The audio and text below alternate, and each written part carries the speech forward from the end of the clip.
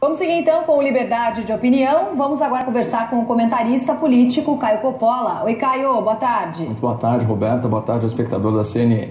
Vamos começar então pelo primeiro tema. O presidente Jair Bolsonaro que editou ontem à noite o decreto que zera o imposto federal para o gás de cozinha e suspende o PIS/COFINS do diesel por 2 meses. A partir de hoje, a gasolina, o diesel e o gás de cozinha vão ficar mais caros nas refinarias. Esse reajuste anunciado pela Petrobras é o 5º do ano e o 2º em 2 semanas. A Associação Brasileira dos Condutores de Veículos Automotores divulgou uma nota em que afirma que o impacto do 5º aumento dos combustíveis na população brasileira é considerado catastrófico e que haverá um efeito em cascata em todos os produtos. Caio, qual que é a sua avaliação sobre mais um aumento dos combustíveis em 2021? A troca de comando da estatal, que a gente acompanhou nas últimas semanas, pode resolver essa questão? A isenção de impostos editada por Bolsonaro vai gerar um impacto negativo na arrecadação do governo? Roberto, esse é um tema muito complexo, né? Por isso eu vou focar minha análise na alta do diesel, né, que está associada a uma questão social gravíssima, né, que é o risco de uma nova paralisação nas rodovias brasileiras. É impossível comentar o aumento do preço do combustível sem registrar toda a nossa solidariedade, também a nossa admiração pelos caminhoneiros, né? Essa é uma categoria que enfrentou a pandemia de peito aberto e que merece protagonismo. Então, mesmo quando a ciência tinha mais dúvidas do que certezas, né, esses motoristas correram riscos desconhecidos circulando aí pelo país para que o Brasil não parasse. Um estudo recente da Fundação Dom Cabral, intitulado Custos Logísticos do Brasil, estima que o escoamento, de 75% de toda a produção nacional depende da malha rodoviária. Ou seja, sem o esforço dos trabalhadores da estrada, aquele superávit de 50 bilhões de dólares que impulsionou o nosso agronegócio e segurou a economia brasileira, teria sido simplesmente impossível. Mas o Brasil não cuida bem dos seus motoristas. Pelo contrário, o Brasil os distrata e impõe prejuízos. Segundo a CNT, que é a Confederação Nacional do Transporte, apenas 12% das estradas do país são pavimentadas, têm asfalto. Ou seja, os nossos caminhoneiros, eles não são apenas motoristas, eles são verdadeiros desbravadores. E com a modernização da cadeia de suprimentos, as caçambas dos caminhões se tornaram os estoques ambulantes da indústria e do comércio. Sem os caminhoneiros, a indústria de máquinas e equipamentos, por exemplo, para em 5 dias. Sem os caminhoneiros, os postos de combustível também se esvaziam em 5 dias. Sem os caminhoneiros, a cadeia da carne, isso incluindo já a criação dos animais, ela se rompe em 7 dias. E sem os caminhoneiros, em 10 dias, os supermercados começam a ter problemas muito graves de desabastecimento. Então, não à toa, a Secretaria Executiva do antigo Ministério da Fazenda divulgou que aquela paralisação de 11 dias em 2018 acarretou uma perda econômica superior a 78 bilhões de reais. E o PIB brasileiro recuou 1,2%. Então, guardem esse número, 7 bilhões 181 milhões de reais. Esse foi o custo diário da paralisação nacional dos caminhoneiros em 2018. E eis que surge o senhor Castelo Branco, presidente da Petrobras, falamos da troca aí, e declara que a insatisfação dos caminhoneiros, com esses sucessivos aumentos no diesel, é, aspas, um problema que não é da Petrobras. Isso não denota apenas falta de empatia, é também um desaforo a 2 milhões de caminhoneiros e 10 mil caminhoneiras, também fiquei sabendo. Mas enfim, eles são grandes consumidores de combustível e clientes da Petrobras. Então você imagina o presidente, da Eletrobras falando que o aumento da tarifa de energia não é problema dele, ou o presidente da Sabesp, alegando que não tem nada a ver com a falta de água nos reservatórios.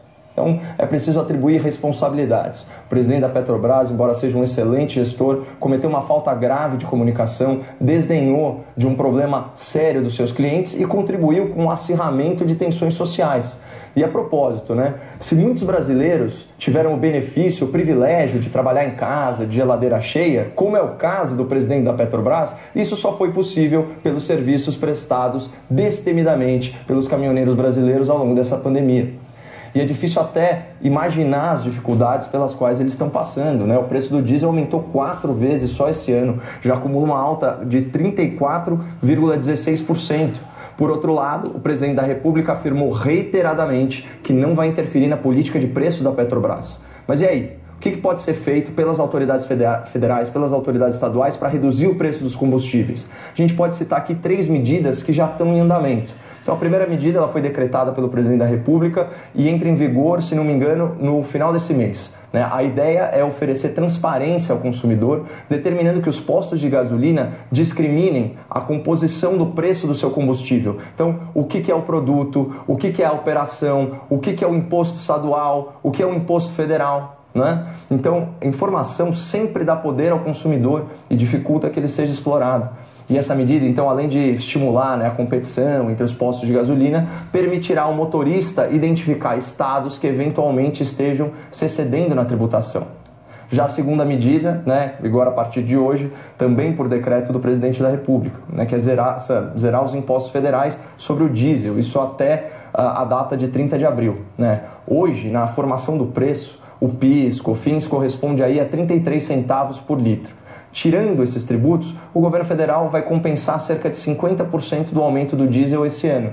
Contudo, o impacto fiscal vai ser de 3 bilhões e 300 milhões de reais. Não é pouca coisa. E obriga o governo a fazer uma substituição tributária, onerando o setor bancário e financeiro. De qualquer forma, isenção nunca é solução, é uma medida emergencial e temporária. Uma demonstração de boa-fé, na verdade, aos caminhoneiros que serve para ganhar algum tempo enquanto o governo articula no Congresso uma solução de longo prazo. E essa seria a terceira medida, cujo objetivo é trazer previsibilidade ao consumidor. O que é? Mudar a forma de aplicação do ICMS, o imposto que mais encarece os combustíveis e que é de competência dos estados. Hoje, esse é um imposto ad valorem, ou seja, é um percentual que incide sobre o preço final na bomba, com alíquotas variadas dependendo do estado. A ideia é que a cobrança do ICMS seja unificada, seja simplificada e se torne ad rem, então um valor fixo por litro, como é o caso do PIS/COFINS. Eu sou a favor dessa proposta, porque não faz sentido nenhum governos estaduais lucrarem com a oscilação dos preços internacionais do petróleo. Impostos não servem para enriquecer o Estado, eles servem para custeá-lo, e isso dentro de uma previsão orçamentária anual feita com antecedência. Então, vocês acham justo um estado rico como São Paulo aumentar o ICMS do combustível no auge da pandemia só para engordar o caixa às custas dos motoristas e dos caminhoneiros? Não tem o menor cabimento. Mas para fechar, eu faço questão de agradecer a paciência, a resiliência dos caminhoneiros aí em face desses sucessivos aumentos nos preços dos combustíveis. A não adesão a uma greve nacional foi uma demonstração inequívoca de fraternidade e de patriotismo, especialmente num momento tão delicado. E no intuito de valorizar ainda mais essa atitude responsável, essa atitude generosa dos caminhoneiros, eu lembro o espectador que sindicatos de outras categorias de atividades essenciais se recusaram a trabalhar, mesmo sendo servidores públicos que têm estabilidade no emprego, que não perderam renda e que recebem em dia, inclusive durante toda a pandemia. É o caso lamentável dos médicos peritos do INSS, responsáveis aí por filas quilométricas de pacientes incapacitados nos postos de atendimento, e também é o caso vergonhoso de sindicatos dos professores que aprofundaram ainda mais a defasagem de aprendizado dos alunos de escolas públicas. Então, como cidadão brasileiro, eu agradeço os caminhoneiros por não terem seguido esse caminho, e a julgar aí pelas medidas que estão sendo adotadas pelo governo federal, eu imagino que a espera da categoria e o seu sacrifício não terão sido em vão. O próximo tema, então, o Conselho Nacional dos Secretários de Saúde divulgou uma carta aberta ao Ministério da Saúde em que pede medidas mais duras para conter o agravamento da pandemia de Covid-19 aqui no país. Entre essas medidas, o CONAS recomenda a adoção de um toque de recolher nacional entre 8 da noite e 6 da manhã, inclusive aos fins de semana. Também o fechamento de praias e bares e a suspensão das aulas presenciais. Caio, qual que é essa avaliação sobre essa recomendação do CONAS? A sugestão dos secretários evidencia uma falta completa de articulação e gestão do Ministério da Saúde? A pressão dos estados prejudica a atuação da pasta? Bom, nesse caso, Roberta, a gente consegue desconstruir o argumento principal dessa carta capciosa e oportunista dos secretários estaduais de saúde em um minutinho. Fácil. Por decisão do Supremo Tribunal Federal, em abril de 2020, estados e municípios têm assegurado a sua autonomia para determinar medidas de isolamento social e restrição à circulação de pessoas. Portanto, se os estados desejarem adotar medidas uniformes de alcance nacional, basta que se organizem entre si de forma consensual, de forma unânime. Governadores e seus secretários não precisam terceirizar a responsabilidade por essas decisões para o Congresso Nacional. A carta fala, inclusive, num pacto nacional pela vida mediante autorização e determinação legislativa do Congresso. Em outras palavras, querem que o parlamento aprove leis para questões sobre as quais estados e municípios já têm competência e já têm autonomia para decidir por decisão judicial pacificada. Então isso esvazia a maior parte do documento e tira um pouco o sentido dessa iniciativa. Mas aí a gente observa outras seções do texto e entende os reais objetivos do tal Conselho Nacional de Secretários de Saúde, né? Amando com certeza dos seus respectivos governadores. Então vejamos alguns pedidos da carta. Olha só, o reconhecimento legal do estado de emergência sanitária e a viabilização de recursos extraordinários, ou também a aprovação de um plano nacional de recuperação econômica. Isso é linguagem cifrada, pessoal. Não é tão fácil perceber as segundas intenções desse texto. Mas, se vocês me permitem aí uma tradução livre do politiquês para o português, quando você ouve estado de emergência, recursos extraordinários e plano de recuperação, nesse contexto que a gente está falando, quer dizer algo mais ou menos assim. Vamos lá. Prezados parceiros do Congresso, que nós ajudamos a eleger em nossos currais eleitorais, nós, governadores e prefeitos e secretários, queremos tomar mais dinheiro do governo federal sem qualquer contrapartida e, preferencialmente, sem vinculação a ações concretas de enfrentamento à pandemia. Verbas livres, por favor. Além disso, seria muito interessante manter aí o regime especial de contratações que nos permite adquirir produtos e serviços sem o processo licitatório regular. E dessa maneira, assim como em 2020, nós vamos usar o dinheiro do contribuinte federal para inundar os nossos caixas sem precisar cortar gastos. Com esse dinheiro da pandemia, vamos pagar despesas correntes, vamos quitar nossas folhas de pagamento, vamos zerar nossos antigos débitos de aposentadoria e pensões sem precisar reformar nosso sistema previdenciário. Então, no final do ano, a gente ainda vai ter bilhões de reais da União intactos nos nossos cofres e nem precisaremos pagar a dívida pública por mais um ano. E se mais para frente der ruim e aparecerem cepas mais agressivas do coronavírus, ou se houver uma terceira onda da Covid-19, ou se os nossos sistemas de saúde não estiverem preparados para atender com dignidade a população, não tem problema. A gente põe a culpa no governo federal negacionista, nas forças armadas, nos evangélicos que vão aos cultos, no trabalhador que frequenta a praia no fim de semana e nas famílias que se encontraram no Natal. E relaxa, o STF está com a gente. E a imprensa também. Inclusive pode apostar que eles vão repercutir essa carta de um jeito bem bacana. Então, eu não sei, eu peço desculpas aí pelo meu politiquês, ele está meio enferrujado, mas eu acho que é mais ou menos por aí a real intenção desse documento. Vamos para o terceiro tema então, Caio. Um grupo de senadores está aumentando a pressão para que o presidente da Casa, Rodrigo Pacheco, instale a CPI da Covid.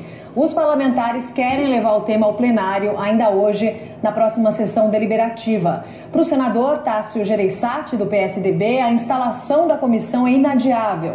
O senador Alessandro Vieira, do Cidadania, disse à CNN que a cobrança será intensificada.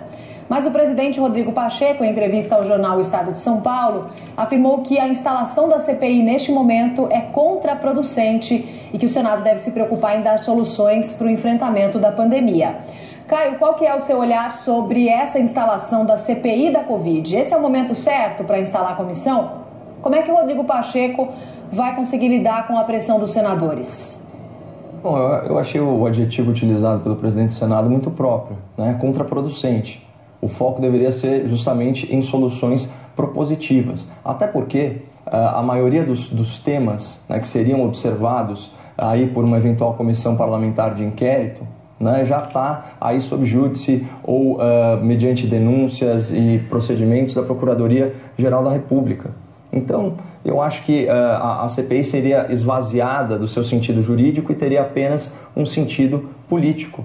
E é disso que se trata. Imagina, um Senado Federal que poderia estar contribuindo aí de maneira positiva para tanta coisa, fazer uma comissão parlamentar de inquérito cujo trabalho é redundante com os órgãos do Poder Judiciário, eu não vejo, sinceramente, muito sentido.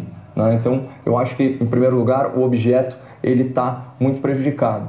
E, por outro lado, as justificativas do senador Rodrigo Pacheco, aquelas, vamos dizer assim, de natureza mais técnica, elas não procedem. Não é porque a gente está nesse momento de pandemia que as comissões não podem se reunir, né, que as situações não podem ser avaliadas. O problema da CPI da Covid seria o mérito. Se fosse para investigar coisas sobre a pandemia, vamos falar da alocação de recursos. Será que é legítimo os estados usarem os recursos federais como eles estão usando?